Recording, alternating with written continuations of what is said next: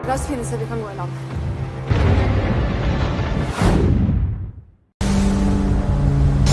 Jeg gjør det klart oss.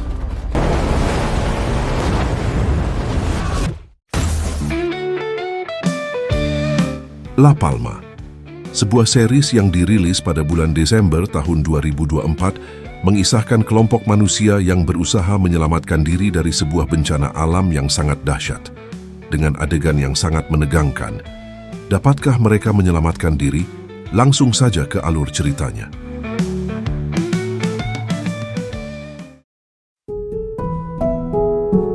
Film diawali dengan adegan yang berlokasi di pulau cantik bernama La Palma, yang dikelilingi oleh laut yang memukau. Sebuah kapal kecil tampak berlayar di sekitar pulau tersebut, diisi dengan beberapa turis yang sedang menikmati liburan mereka. Seorang turis wanita yang tidak ingin melewatkan kesempatan yang langka ini memutuskan untuk melompat ke dalam air.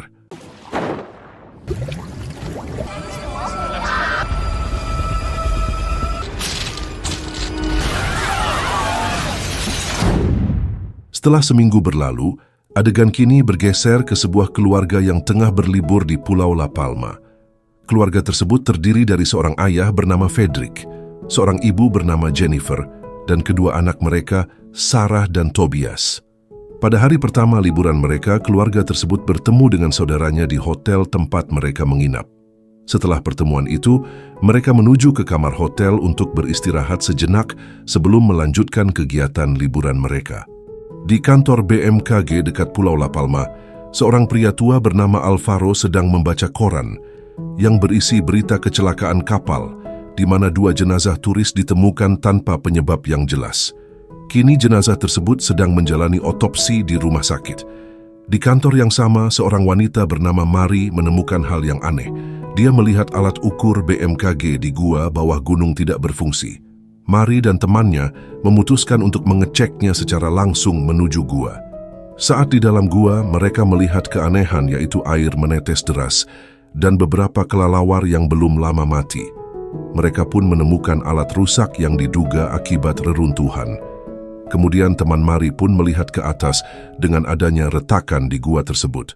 Kemudian Mari dan temannya kembali ke kantor, di mana teman Mari memberikan informasi tentang penelitian yang dilakukan oleh seorang ilmuwan Britania 20 tahun yang lalu. Ilmuwan itu memprediksi bahwa jika gunung di Pulau La Palma meletus, kemungkinan besar lereng gunung seluas 500 km akan jatuh ke dalam laut dan menyebabkan tsunami besar dan mengerikan. Selanjutnya, Alvaro sebagai ketua BMKG penasaran terhadap kematian seorang turis yang meninggal, membuatnya langsung pergi ke rumah sakit untuk melihat hasil otopsi. Setelah melihat hasil otopsi, Alvaro menemukan fakta mengejutkan bahwa salah satu korban turis meninggal karena karbon dioksida yang sangat tinggi di dalam paru-paru korban. Selain itu, luka pada tubuh turis tersebut juga menunjukkan tanda-tanda luka bakar yang mengindikasikan seberapa panas suhu air di lokasi tersebut.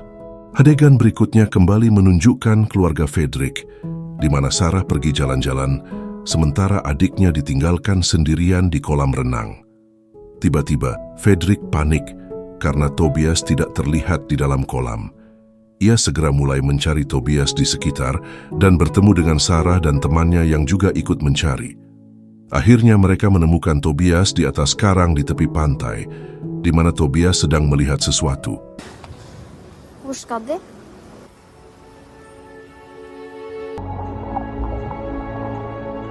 Kembali ke kantor BMKG, Mari masih penasaran dengan situasi yang sedang terjadi. Mari terus mempelajari fenomena aneh yang terjadi di gua dan menyimpulkan bahwa retakan di gua berasal dari atas gunung. Untuk memastikan, Mari dan temannya pergi ke pegunungan. Dan benar saja, mereka menemukan retakan yang sangat panjang. Mari dan temannya mengukurnya dengan alat pengukur sensor yang menunjukkan bahwa tanah sedang bergerak perlahan. Teman Mari pun segera memberitahu Alvaro tentang hal yang sedang terjadi. Namun Alvaro di kantor BMKG melihat bahwa retakan gunung mungkin akan mengeluarkan gas emisi. Dengan cepat, Alvaro menyuruh Mari dan temannya untuk segera meninggalkan lokasi tersebut. Can you hear me? A gas emission is imminent.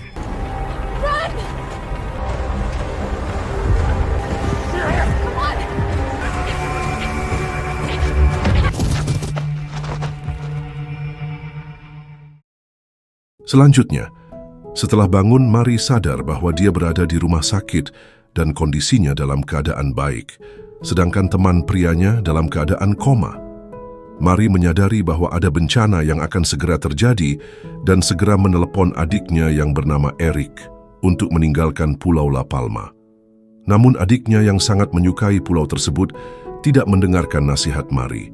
Kemudian Alvaro datang menjenguk Mari dan menunjukkan sebuah laptop yang menunjukkan bahwa alat ukur retakan yang Mari pasang di gunung masih bergerak perlahan. Namun hal itu adalah hal yang sangat berbahaya. Mari dan Alvaro segera bertemu dengan Menteri Komunikasi untuk melaporkan situasi yang sedang berlangsung. Alvaro meminta Menteri Komunikasi untuk segera memerintahkan evakuasi bagi semua warga di sekitar Pulau La Palma. Namun, Menteri menolak permintaan tersebut dan mengkritik Alvaro karena khawatir bahwa perintah evakuasi akan menyebabkan kepanikan di masyarakat dan bahkan menimbulkan korban. Menteri menawarkan untuk mengumumkan evakuasi jika data yang diberikan oleh Alvaro dianggap valid. Meskipun Alvaro memberikan peringatan serius, Menteri terus mengabaikan informasi yang disampaikan olehnya. Berpindah ke Fredrik yang sedang menikmati liburan bersama keluarganya. Baik guys, pada bagian ini akan mempercepat cerita dari sudut pandang keluarga Fredrik. Selain membosankan, isi ceritanya hanya membahas anaknya yang bernama Sarah bertemu seorang wanita, lalu saling mencintai. Mereka adalah penyuka sesama jenis, bahkan ibunya Jennifer juga mendukung hubungan belok yang anaknya lakukan. Pada suatu siang, Fredrik sedang bersantai di kolam renang dengan keluarganya. Ia melihat letusan gunung yang mengakibatkan satu pesawat jatuh akibat terkena abu dari ledakan tersebut.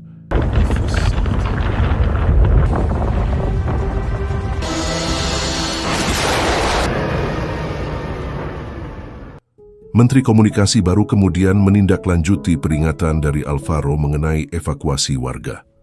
Pemerintah negara kemudian mengadakan pertemuan online dengan Alvaro dan timnya, di mana pemerintah berjanji untuk segera mengirimkan peringatan bahaya tsunami kepada masyarakat La Palma. Alvaro mendorong pemerintah untuk fokus pada tindakan daripada birokrasi dan segera bertindak dalam menghadapi situasi tersebut. Di sisi lain, Mari mendekati adiknya yang tampaknya menghadapi masalah dengan polisi. Dengan niat membela adiknya, Mari tanpa disengaja memukul seorang polisi. Akibatnya, Mari diamankan dan dituduh melakukan kekerasan terhadap petugas polisi. Mari kemudian harus menunggu di penjara sampai seorang pengacara datang untuk membantunya. Selanjutnya, di kantor pusat pemerintahan sedang berlangsung rapat mendadak mengenai potensi bencana di La Palma. Untuk mencegah kepanikan di masyarakat, semua pegawai pemerintah diwajibkan untuk merahasiakan informasi tersebut hingga adanya pengumuman resmi. Namun terlihat seorang pria bernama Janes yang menunjukkan ekspresi mencurigakan dan tampak berencana melakukan sesuatu. Kita kembali ke keluarga Fedri yang tampak bersenang-senang menikmati liburan. Pada hari itu, mereka bersantai dan berenang di kolam hotel, ketika tiba-tiba Jennifer menerima telepon dari seorang pegawai pemerintah bernama Janes. Ternyata, Janes adalah kakak dari Jennifer. Dengan diam-diam, Janes memberitahukan agar Jennifer dan keluarganya segera meninggalkan Pulau La Palma untuk menyelamatkan diri. Janes juga memberikan informasi bahwa akibat kecelakaan pesawat, semua bandara ditutup, kecuali satu bandara terakhir yang akan tetap melakukan penerbangan, yaitu Bandara Tenerife. Untuk mencapai tujuan tersebut, Jennifer harus menaiki sebuah kapal feri kecil yang jadwal keberangkatannya adalah 20 menit lagi. Jennifer dan keluarganya segera bersiap-siap dan berencana pergi ke pelabuhan untuk menaiki kapal. Namun, saat mereka menunggu taksi, tidak ada satupun taksi yang terlihat. Mengingat waktu yang semakin terbatas, Fredrik melihat sebuah mobil terparkir dengan kunci tertinggal di dalamnya, sehingga dia terpaksa mengambil mobil itu. Dengan panik, Fredrik mengemudikannya menuju pelabuhan sambil dikejar oleh pemilik mobil. Akhirnya, dia berhasil tiba di pelabuhan, tetapi sesampainya di sana, sesuatu yang tidak terduga terjadi.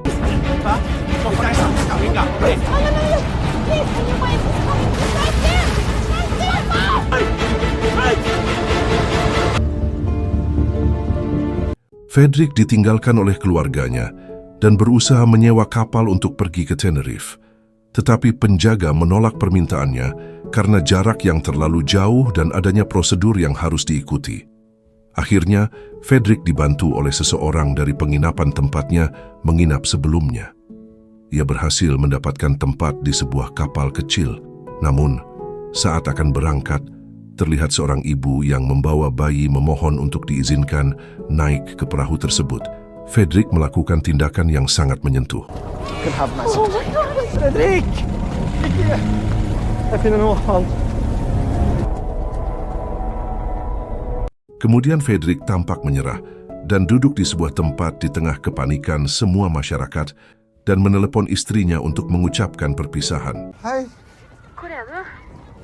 Kände du på en båt då? Och så är någon här. Jag älskar Jennifer. Cerita beralih kepada Mari yang masih berada di dalam sel.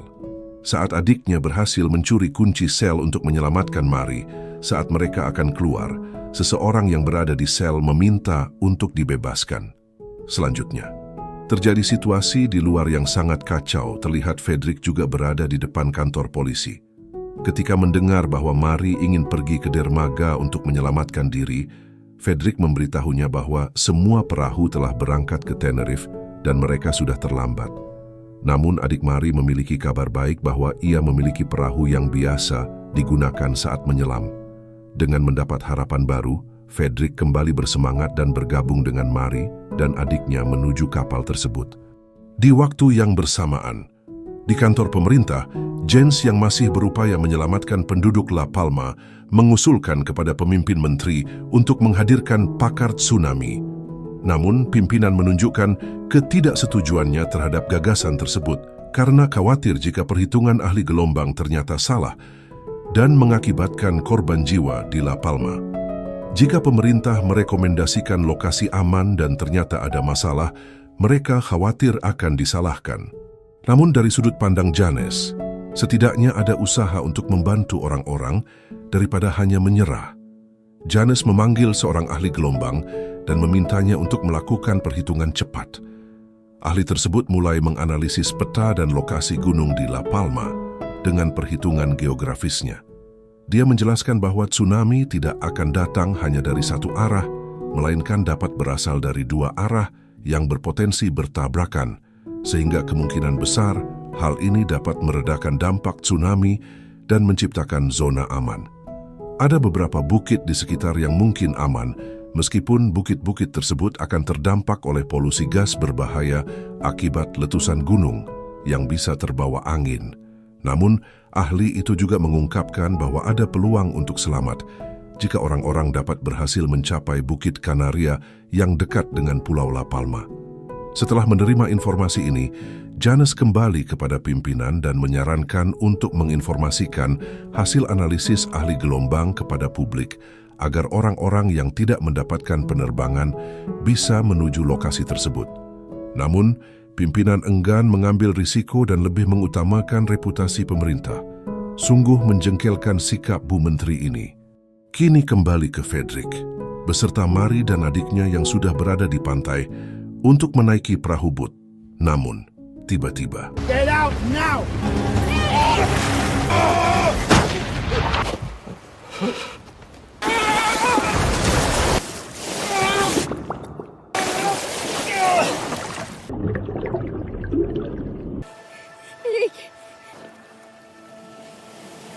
di sisi lain Jennifer, Sarah, dan Tobias telah berhasil mencapai pintu masuk pesawat. Namun situasi tersebut sangat menjengkelkan dan membuat saya sebagai penonton merasa emosi. Hal ini disebabkan Sarah enggan pergi setelah melihat pasangannya, Charlie, dan ingin menemuinya. Lalu Sarah akan menyusul. Walaupun ibunya telah memperingatkannya bahwa Charlie tidak dapat masuk tanpa tiket, Sarah memaksa agar bisa masuk dengan memberikan gelang jatah ayahnya. Meskipun ibunya mengira itu bodoh, akhirnya dia pun mengizinkan Sarah untuk melakukannya. Di kantor pemerintahan terlihat banyak awak media yang akan melakukan wawancara terkait bagaimana negara merespons bencana ini. Ketika para pemimpin bersiap memberikan keterangan kepada pers, Janes yang tidak mempedulikan situasi, maju ke mimbar dan memberitahu semua wartawan. Alle sammen. Det finnes en safe spot. Det er koordinatene. Kemudian Fredrik dan Mari tiba di daratan dan terkejut oleh gempa dan letusan gunung. Kondisi ini membuat mereka tidak mungkin dapat sampai ke pesawat. Namun, Fredrik mendapatkan pesan dari Janes tentang lokasi aman. Meskipun lokasinya tidak terlalu jauh, mereka harus kembali naik perahu dan beresiko tertabrak tsunami. Meskipun begitu, mereka tetap mencoba usaha terakhir dan melanjutkan perjalanan. Kembali lagi ke bandara. Ternyata Sarah sudah di dalam pesawat bersama pacarnya. Terlihat Sarah yang menelepon ibunya dan mengatakan bahwa dia sudah ada di dalam pesawat, sedangkan ibunya masih di luar sedang mencari dirinya. Sosok dua bocah belok ini sungguh merepotkan. Namun karena longsor telah terjadi di gunung dan tsunami sudah muncul dan hanya tinggal menunggu waktu sampai ke daratan, pesawat itu pun bersiap untuk terbang.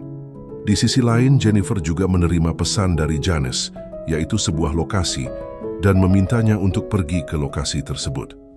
Akhirnya Jennifer pergi ke tempat tersebut bersama Tobias dan dengan salah satu staf bandara. Fredrik terlihat sedang berusaha dengan gelombang tsunami yang mengerikan di belakangnya. Sementara Jennifer dan Tobias sedang menuju lokasi yang diinfokan oleh Janes. Di sisi lain, pesawat yang ditumpangi Sarah dan pacarnya akan segera lepas landas. Namun saat pesawat akan terbang, terjadi retakan di landasan pesawat tersebut dan akhirnya pesawat itu tergerus oleh tsunami.